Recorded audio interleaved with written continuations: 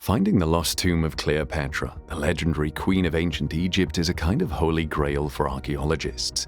Experts have said that such a discovery could rewrite history and be a once-in-a-century event. Although the list of places where the tomb can be located is not so long, archaeologists have still not pinpointed its exact location. Join us today as we look at the recent discovery that may finally lead archaeologists to the lost tomb of Queen Cleopatra and how the archaeologists stumbled upon it during their excavations. Who was Queen Cleopatra?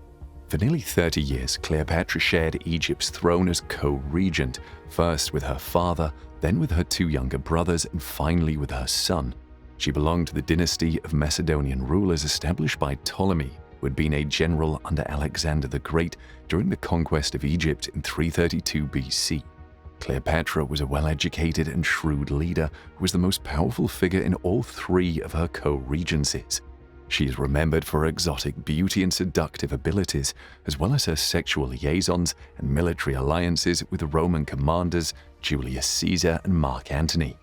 Antony and Cleopatra are arguably the most famous lovers in history. Marcus Antonius of Rome stood at the pinnacle of power, fighting to be the most powerful man in the known world, and Cleopatra was the queen of one ancient civilization, Egypt, and heir to the unmatched cultural achievements of another, Greece. Their love affair, war together, defeat, and suicides have been told and retold for centuries. It has been said that Octavian defeated the forces of Antony and Cleopatra at the Battle of Actium in Alexandria on August 1st, 30 BC. The lovers made a desperate escape to Egypt. As Octavian's forces invaded Alexandria, Antony and Cleopatra both decided to kill themselves. Antony stabbed himself with a sword after receiving false word that his lover was dead. Upon discovering Cleopatra was still alive, Antony asked to be brought to her to die in her arms. Once he died, Cleopatra managed to commit suicide through poison, allegedly through the forced bite of a poisonous snake called an asp. According to Roman historians Suetonius and Plutarch, the victorious Octavian allowed Antony and Cleopatra to be buried inside the tomb they had already begun, but that tomb was never discovered until recently. Lost Tomb of Queen Cleopatra. Underneath a temple in the ancient ruined city of Taposiris Magna on the Egyptian coast, archaeologists have uncovered a vast, spectacular tunnel that experts are referring to as a geometric miracle.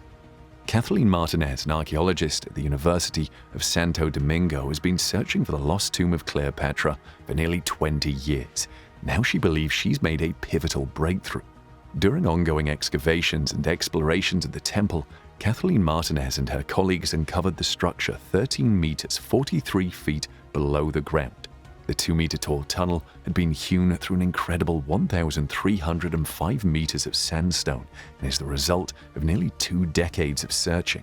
According to the Egyptian Ministry of Tourism and Antiquities, its design is remarkably similar to the 1,036-meter tunnel of Eupalinos, a 6th century BC aqueduct on the Greek island of Samos.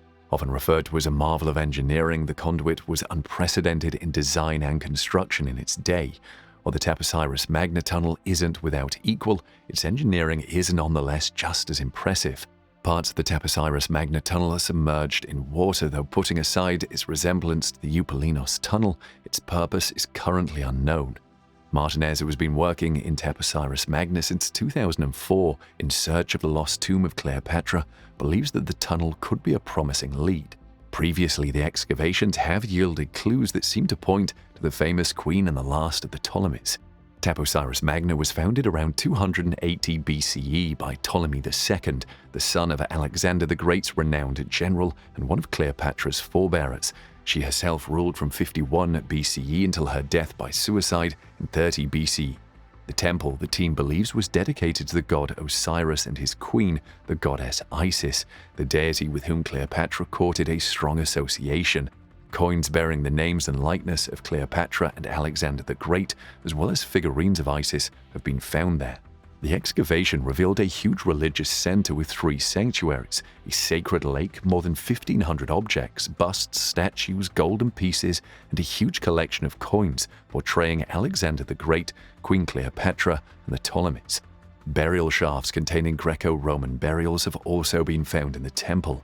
It's possible that, if they're to be found there at all, Cleopatra and her husband Mark Antony may have been interred in similar tombs.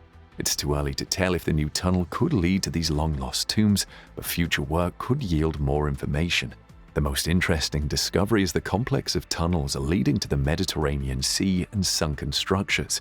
So exploring these underwater structures will be the next stage of the search, the Egyptian Queen's Lost Tomb, a journey that began back in 2005.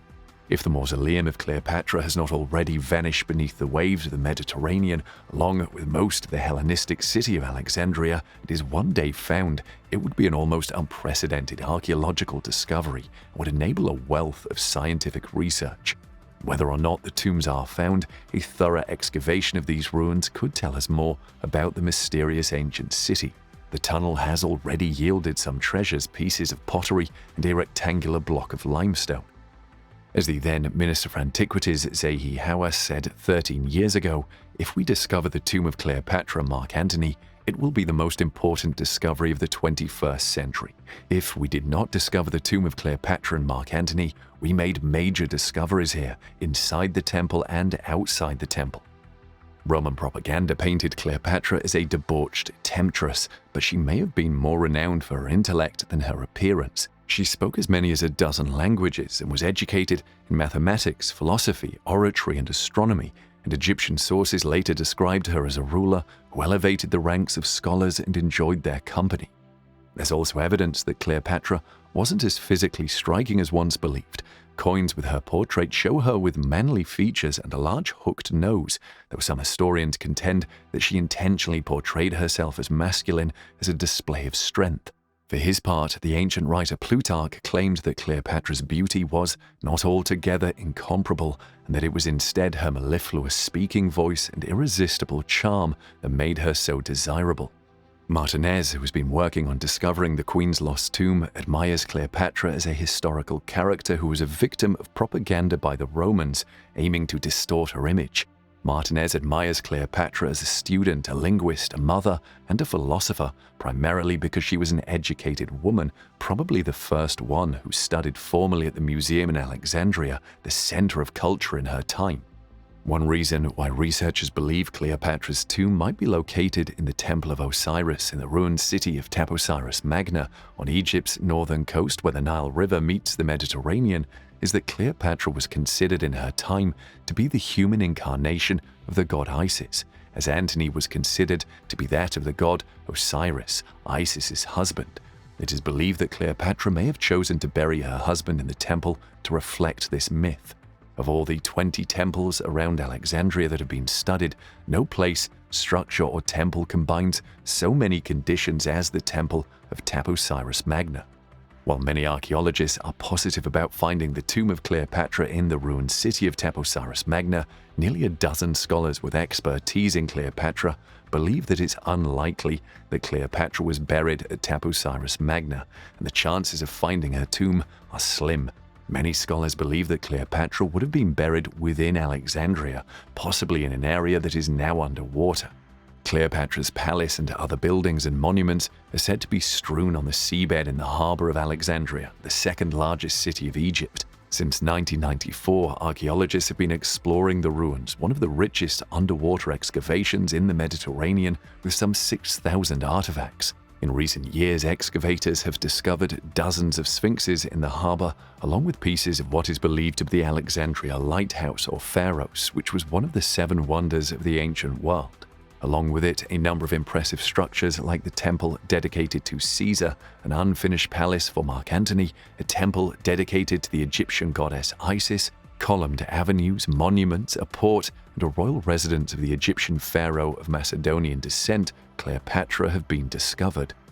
The small island of Antirodos off the coast of Alexandria, where all of these things were discovered, existed until the year 365, when a massive earthquake, believed to have been the biggest in the ancient Mediterranean, sent off a wave of destruction that reached as far as the shores of Spain. The earthquake's epicenter was off the island of Crete. Nearby Alexandria could not have been spared by the gargantuan tsunami that leveled this important city's neighborhoods, temples, and harbors.